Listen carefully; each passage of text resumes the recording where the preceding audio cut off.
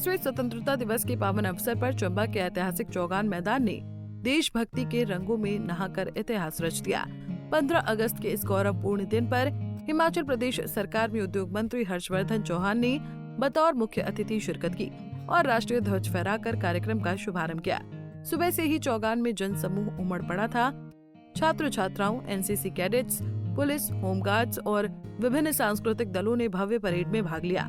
मुख्य अतिथि द्वारा परेड की सलामी लेने के बाद मनमोहक सांस्कृतिक प्रस्तुतियों ने लोगों को मंत्रमुग्ध कर दिया। कार्यक्रम में देशभक्ति गीत, लोक नृत्य और स्कूली बच्चों की प्रस्तुतियों ने माहौल को जोश और गर्व से भर दिया। वहीं दूसरी ओर अपने संबोधन में मंत्री हर्षवर्धन चौहान ने आजादी के वीरों को नमन करते हुए कहा कि ये दिन हमें अपने कर्तव्यों और देश के प्रति निष्ठा की याद दिलाता है। उन्होंने चंबा के विकास और औद्योगिक प्रगति को लेकर कई योजनाओं का भी उल्लेख किया।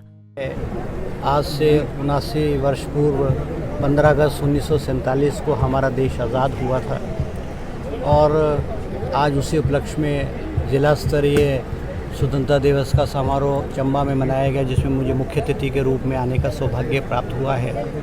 मैं सभी चंबा वासियों को, हिमाचल प्रदेश के सभी लोगों को इस पावन अवसर पर बहुत बहुत बधाई दूंगा, शुभकामनाएं दूंगा और उम्मीद करूंगा कि हमारा जो देश है, हमारा जो प्रदेश है, समृद्ध हो, आगे बढ़े और जो भी हमारे समक्ष मुश्किलें हैं उनको हम मिलजुल करके जो है उनको हम पार करें और हिमाचल प्रदेश को हम एक आत्मनिर्भर स्टेट बनाएं, क्योंकि हिमाचल प्रदेश जो है पहाड़ी राज्यों में एक मॉडल स्टेट के रूप में स्थापित है। और मैं इसका श्रेय पूर्व की सभी सरकारें, पूर्व के जो मुख्यमंत्री रहे हैं और विशेष करके जो हमारे सरकारी कर्मचारी हैं, जिन्होंने कठिन परिस्थितियों में इंटीरियर एरिया में, हार्ड एरिया में जाकर के सरकार की जो नीति है, कार्यक्रम है, सरकार के आदेश है, उनका पालन किया और गांव-गांव तक जो है इसको पहुंचाया है। मैं सबको दिल की गहराइयों से हिमाचल सरकार की तरफ से धन्यवाद देना चाहूँगा। जैसा मैंने आज जिक्र कहा कि सरकार का कार्यकाल लगभग 2.5 साल का हुआ है और ये चुनौतियों भरा समय रहा है। चाहे आप 2023 में एक भारी आपदा आई जिसमें 10,000 करोड़ का नुकसान हुआ, मगर उसको भी मुख्यमंत्री सुखविंदर सिंह सुक्खू जी के नेतृत्व में हमने उस कठिनाई को भी पार किया। उसके बाद एक राजनीतिक आपदा आई 2024 में, जब राज्यसभा का चुनाव हुआ और चुनी हुई सरकार को किस तरह से गिराने का प्रयास किया और हमने मुख्यमंत्री सुखविंदर सिंह सुक्खू के नेतृत्व में उसको फेल किया। जब भी केंद्र में भारतीय जनता पार्टी की सरकार द्वारा राज्यों में ऑपरेशन लोटस चलाया, केवल हिमाचल प्रदेश ऐसा प्रदेश है जहां पर ऑपरेशन लोटस फेल हुआ, क्योंकि हिमाचल प्रदेश जो है वो देवी देवताओं का प्रदेश है। यहाँ लोग जो है वो ईमानदारी पे विश्वास करते, इस वजह से यहाँ फेल हुआ है।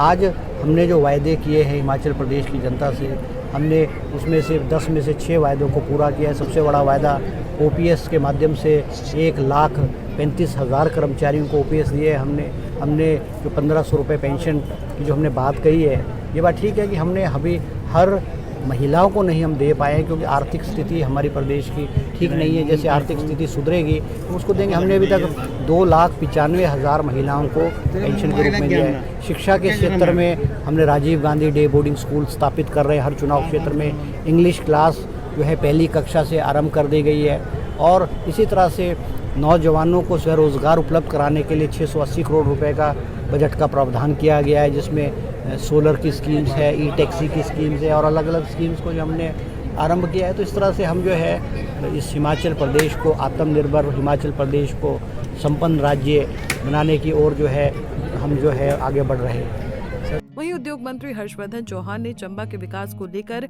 बड़ा ऐलान किया। उन्होंने कहा कि शिकरीधार में जल्द ही सीमेंट प्लांट स्थापित किया जाएगा। मंत्री ने बताया कि इस प्लांट के लगने से चंबा जिला औद्योगिक दृष्टि से नई ऊंचाइयों को छुएगा और यहाँ के युवाओं को रोजगार के बड़े अवसर प्राप्त होंगे। कि हमारे हिमाचल प्रदेश में उद्योग है वो बॉर्डर एरियाज में आए हैं, बॉर्डर एरियाज हैं वहाँ आए, क्योंकि हिमाचल प्रदेश एक पहाड़ी क्षेत्र है, कठिन क्षेत्र है और सबसे बड़ी बात है उद्योगपति को हम ज़बरदस्ती कहीं नहीं करते। उद्योगपति अपने उद्योग स्थापित करने का स्थान खुद ही चयन करता है, क्योंकि हिमाचल प्रदेश में जो रॉ मटेरियल है जो उद्योगों में लगता है वो हिमाचल में उपलब्ध नहीं है और जो मार्केट है वो भी हिमाचल प्रदेश में नहीं। मगर अब हम हिमाचल प्रदेश में हम ऐसी नीति बना रहे हैं और ऐसे इंसेंटिव्स देंगे उन उद्योगों को जो हिमाचल प्रदेश के अंदरूनी क्षेत्रों में जाएंगे। उनको हम सस्ती बिजली है, उसको हम इन टर्म्स ऑफ टैक्सेस उनको कंसेशन देंगे और हमारा जो लोकल रॉ मटेरियल है उसको इस्तेमाल, जैसे हमारे फूड प्रोडक्ट्स हैं, सब्जियां हैं, फल है और चीज़ें हैं, उसको इस्तेमाल करेंगे। उनको दे रहे आपके चंबा में जो हमारे सीमेंट का बहुत बड़ा भंडार है और उसकी सरकारों ने समय समय पर ऑक्शन की, मगर कोई उसकी बोली बोलने कोई नई व्यक्ति नहीं है। अब हमें जो सुझाव आया हुआ है कि इसको, क्योंकि इसका अपफ्रंट मनी कोई लगभग 150 करोड़ रुपए है और कोई भी कंपनी ये समझती है कि इतने बड़ी इन्वेस्टमेंट करके चंबा में सीमेंट प्लांट इकोनॉमिकली वायबल नहीं होगा, मगर हमको सुझाव आया है कि अब इसको ब्रेकअप कर दिया, तोड़ दिया जाए, इसको जो माइनिंग का ब्लॉक है इसको टुकड़ों में कर दिया जाए ताकि कोई एक छोटा टुकड़ा बना करके इसको सीमेंट प्लांट यहाँ पे स्थापित करे।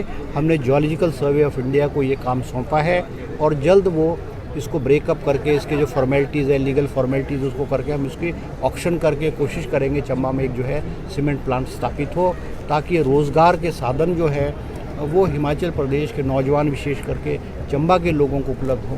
क्योंकि सरकारी क्षेत्र में नौकरी की गुंजाइश कम है, फिर भी आर्थिक तंगी होने के बावजूद भी पिछले 2.5 साल में हमारी कांग्रेस की सरकार ने 23,000 नौजवानों को सरकारी क्षेत्र में जो है रोज़गार दिया है।